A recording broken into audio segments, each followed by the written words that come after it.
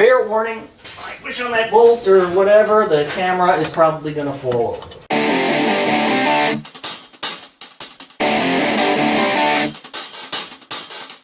How y'all doing? I'm Big Al, and welcome back to the garage.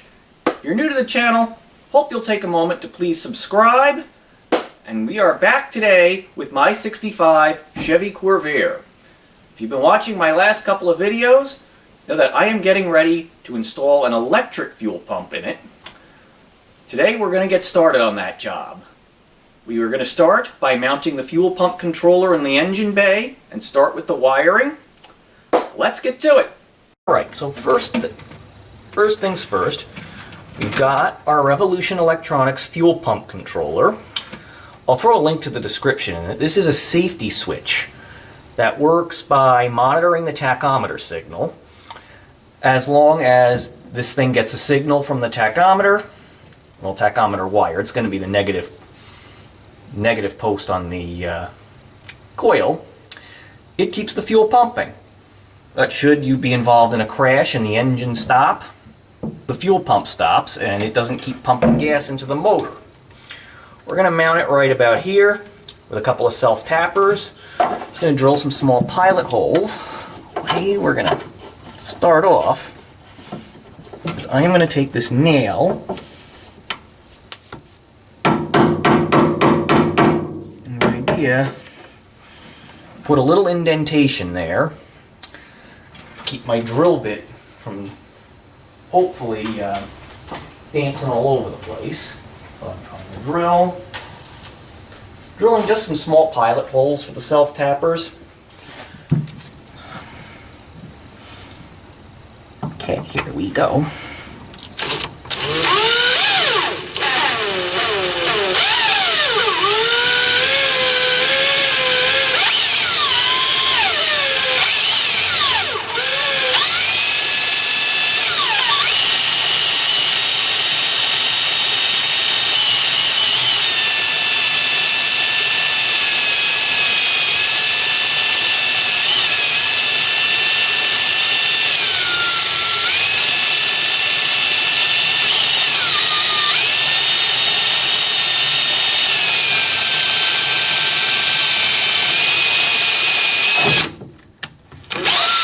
Alright,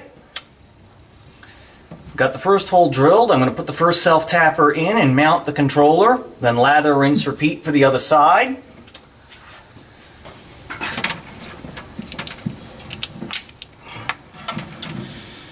And then we have to run all these wires around to different spots in the car. The wiring on this thing can be a bit complex. I promise I will try not to knock the camera over while I'm doing this. I make no promises.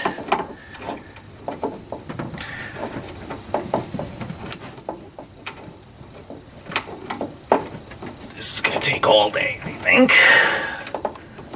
There we go. It's biting in now. Alright, we got it.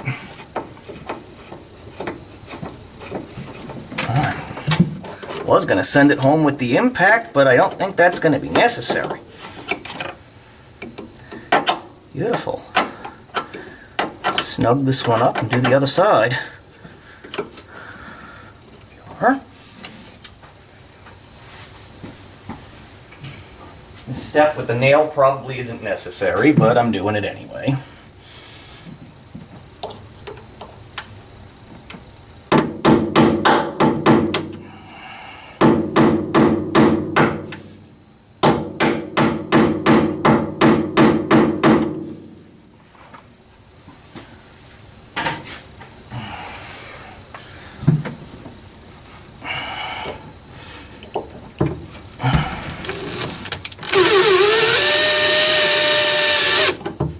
Oh, it's dancing. It's moving. And now it's misaligned.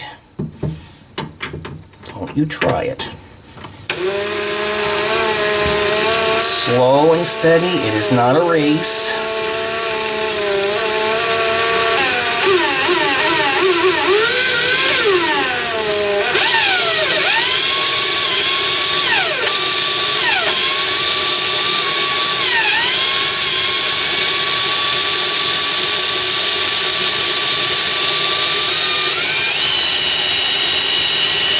Now we can go fast.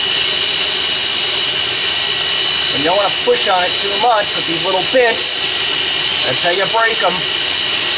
Don't ask how I know.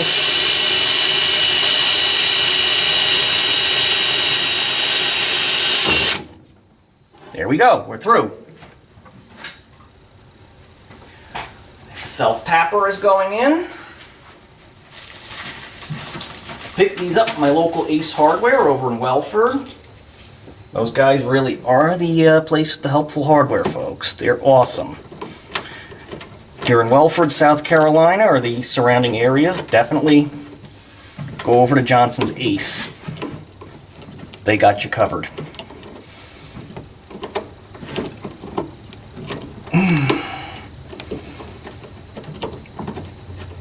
Getting it started is a little bit difficult, but once it's started, it goes right in. There it goes. All right. Beautiful. Now, that's mounted, nice and secure. Next, we will actually, I think, drill the hole for the fuel pump bracket. It's going to go on the opposite side of this. Yeah, I was waffling back and forth about where to put it in the other videos. I really want it to be up here, safe and secure. Yeah, that's good. That's not going anywhere. All right, I will be right back. Okay, so we've got our drill bits. This is the one you ultimately need, 15/64. But we're not going to start with that one right away. We're going to start small and go up. It may take longer, but that's the right way to do it. And so we're going to figure out... Here's our fuel pump mounting bracket. Yeah, it was going to go right about there.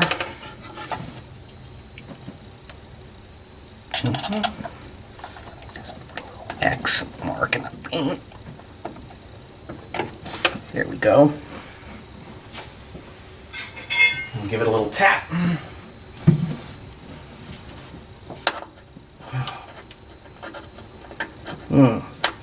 Actually, my hands are making things shadowy for y'all.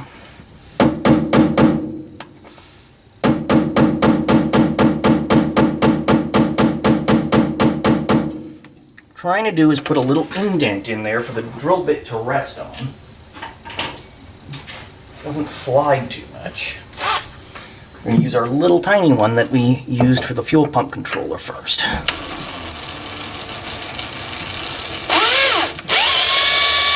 we go.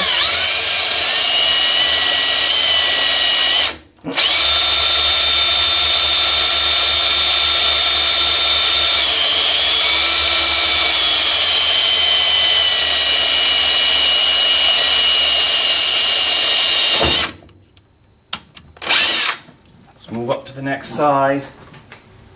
I think it's 13/16, don't hold me to that.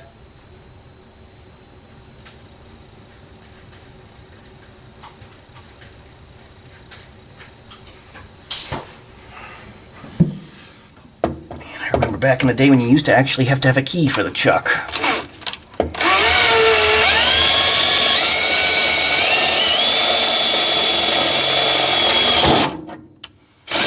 Oof.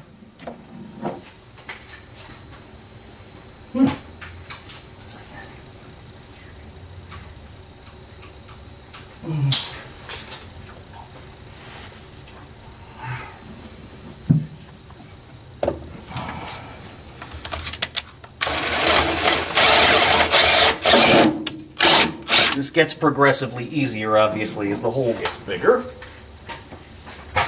And finally,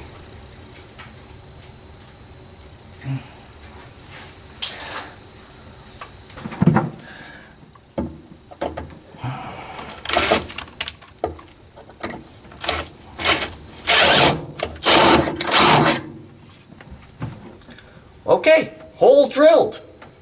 Let's go on over to the workbench, get the fuel pump itself assembled and ready for prime time. Okay, we've got our AdvanEx electric fuel pump here.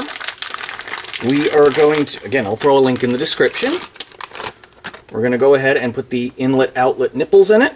I guess that's what they're called. Here we go. I'm going to put this in like so. This is the outlet side of the fuel pump. This is the inlet side. They give you a bunch of, I guess this is like a filter or something, but they don't give you any guidance as to how it goes in. There are no instructions with this. You're kind of on your own. Just going to thread these nipples in by hand. And then we're going to take a 7/16 tubing wrench and send them home with that. Just seat them, not strip them. Fuel, you don't want any possibility of a leak. One day I will put a vise on my workbench. That'll make my life that much easier. Okay. There we go. We're not going to get all the fuel pump plumbing done today because I don't have all the fuel line I need. And it's raining cats and dogs outside, so I'm probably not going to go to Advance Auto today. So tomorrow we'll finish it up. Okay. Next thing to do is get the car up in the air, get a wheel off, and then we will get this fuel pump mounted, and then I think lastly we will put the dummy fuel pump in. Alright, we are here underneath the car. First things first, I don't know if you can see it. Yeah, you can.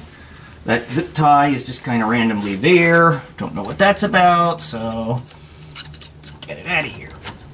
Oh, it's tough.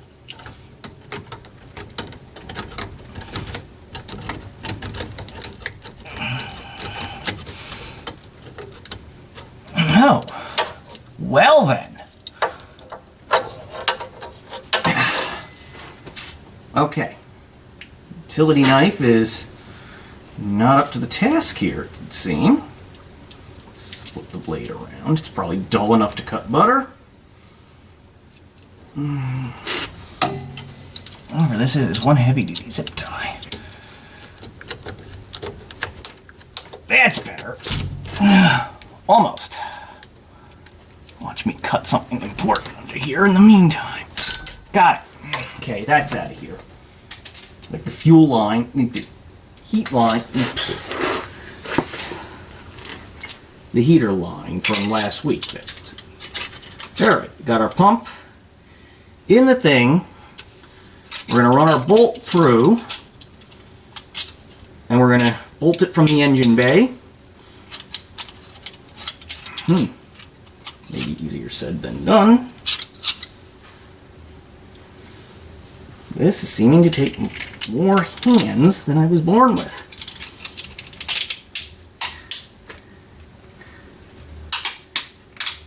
Okay. Fuel pump is in the bracket. Here's the inside, there's the outside. Up.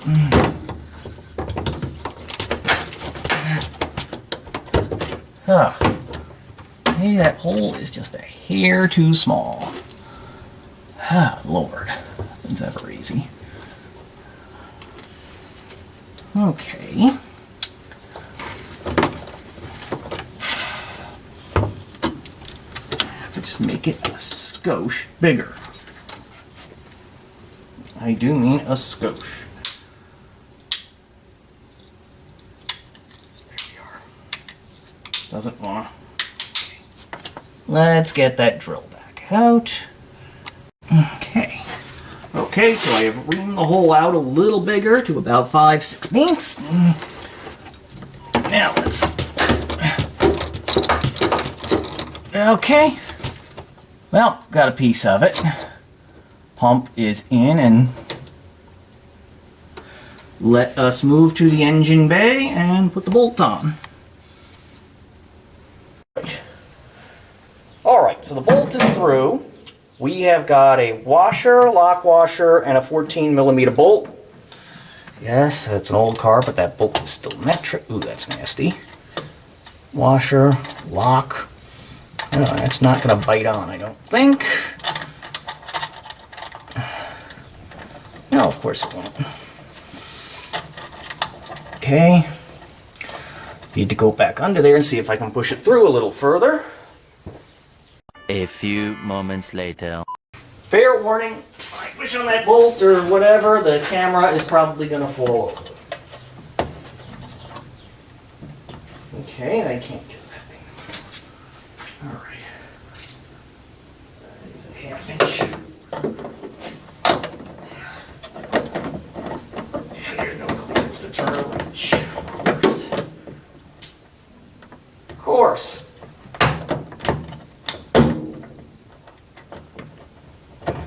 Just need a little bit more clearance in there.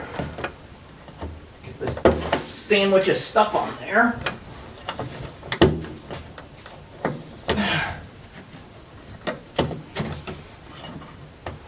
You would think this would be the most straightforward and simple part of the operation, but that is almost always the case.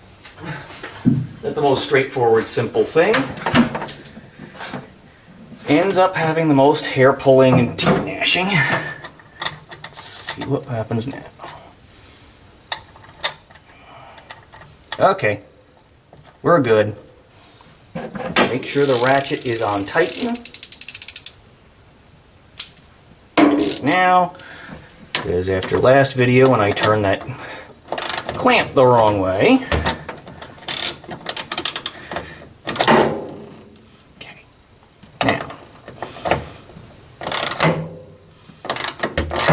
Really should have grabbed an extension, but 20/20 hindsight.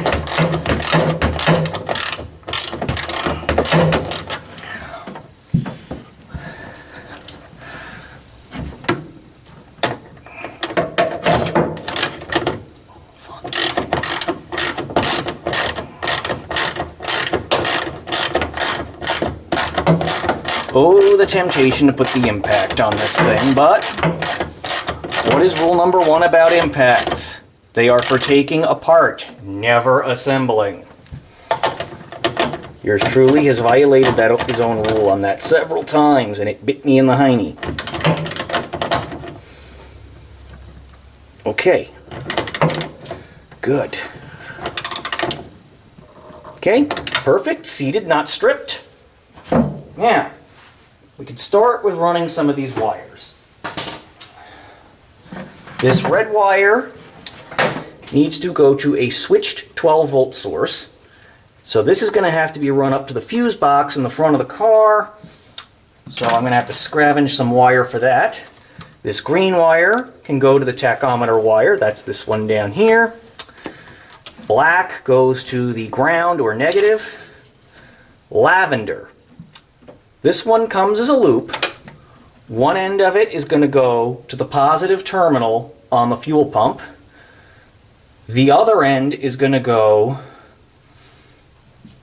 to the positive terminal on the battery. Now, I'm not going to wire all this stuff up today. I think we're going to do some of it, and that'll be a good stopping point until I have all the fuel lines and everything I need. I was going to put the dummy fuel pump in, but I think I'm going to hold off because I want to keep this car operational in case I need to get one of the dailies in here to do some work on it. I think the Corolla is due for an oil change fairly soon, so I'm going to need this slot in the garage. But a lot of heavy lifting got accomplished today. Let's run some of these wires, get that ready. In order to do that, let us disconnect the negative terminal on the battery because I don't need curly hair on top of everything else. And then we'll connect some things. Just off camera, I am going to be disconnecting the negative terminal on the battery. It is a ½ inch if you are curious. Remember, with Corvairs, the answer to what size bolt is that is always 9/16 or ½ inch. It's one of the two, without fail. Okay, gonna need a flat blader for that. Okay, gotta wiggle that a bit. Okay, battery is disconnected. Safe to work on some of the wiring. All right, So, got these T-tap connectors, or tap splices from Ace Hardware again. We're going to use that to connect the tachometer wire. Rather than running wires all over the engine bay, the shorter, I think, the better here. Then we'll clip off the excess.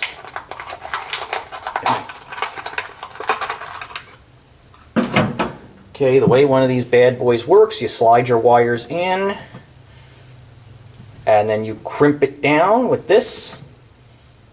Yeah. Okay, so here is our tack wire. That was stupid. Here is our tack wire. You're going to go in this time. There you go. Now this one we're going to put that in there. I didn't want to. Okay, I was saying. So I'll just zip tie that together.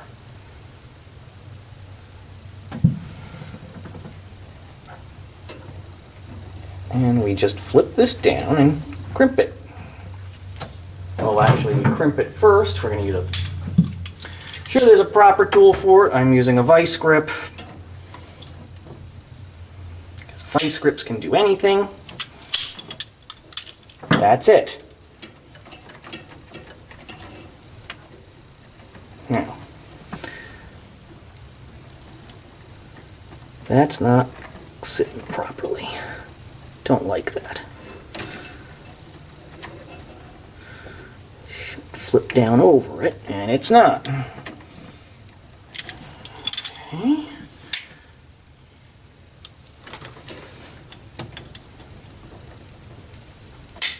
Let's try crimping it a little better. That's it. That's not it. Okay. There we are. That's the sauce. That is connected. We're just going to take that excess wire. We're going to wrap it up neatly and zip tie it.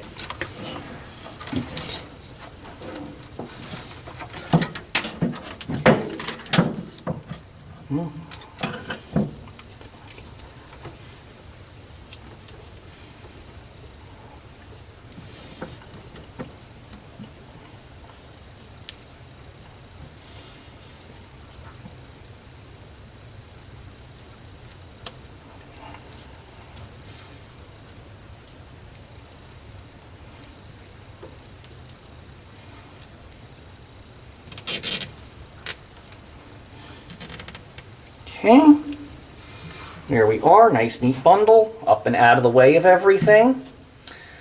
This can probably be zip tied to that. Just keep that neat also, we should do that. Keep the wires out of the way of the carburetor linkage. That is definitely a good plan if you ask me. Do it here before the splice.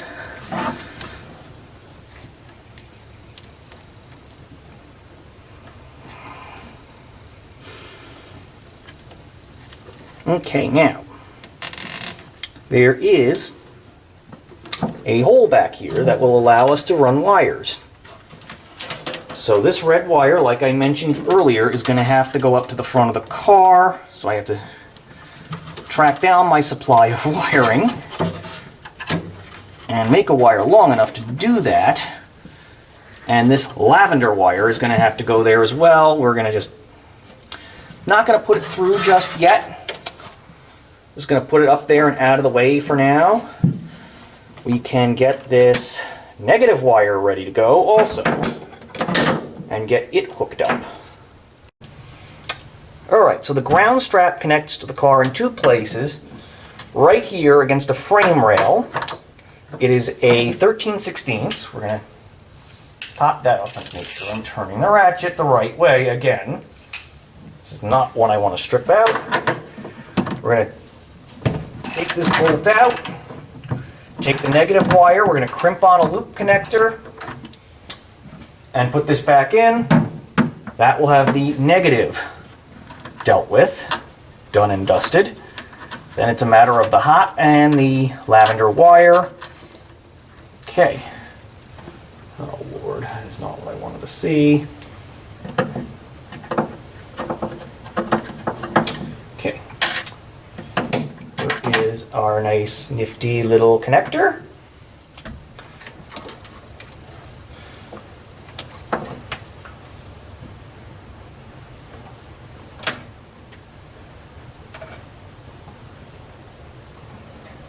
Right, we are going to just fit that in here,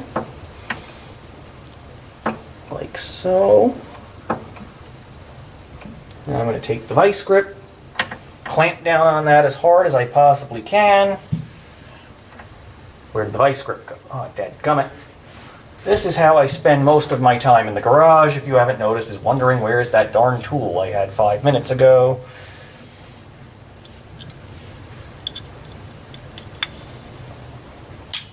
Done. That should be a nice secure connection. We reassemble this hole.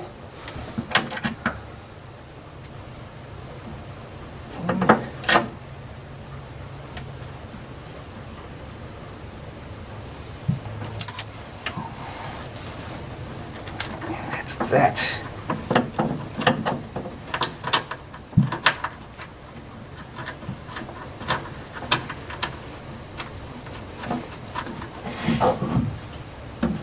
Let's tighten that back up.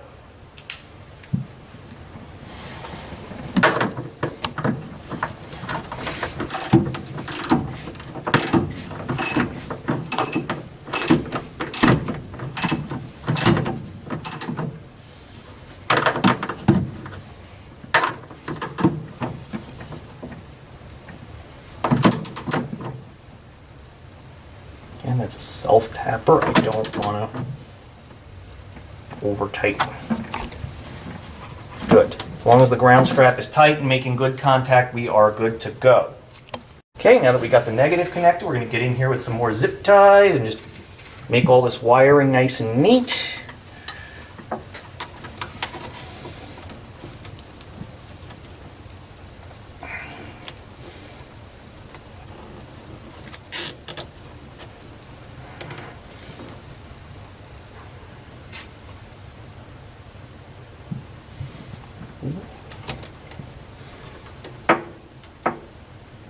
Well, that wasn't good. I neglected to run it underneath the positive cable. Suppose I could take the positive terminal off the battery and loop it around. It's not that big of a deal. As long as it is clear of the carb linkage, that is what I care about. Oh, you booger. Trying to do these zip ties blind is not easy. This is why we disconnected the positive terminal, by the way. And the zip tie is upside down, and it is just fighting me tooth and nail. This is the universe saying this is a good stopping point.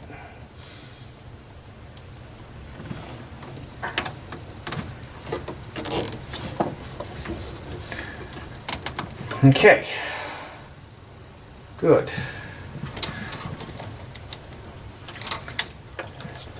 Zip tie that to the harness. On that side, pull it up, make it neat.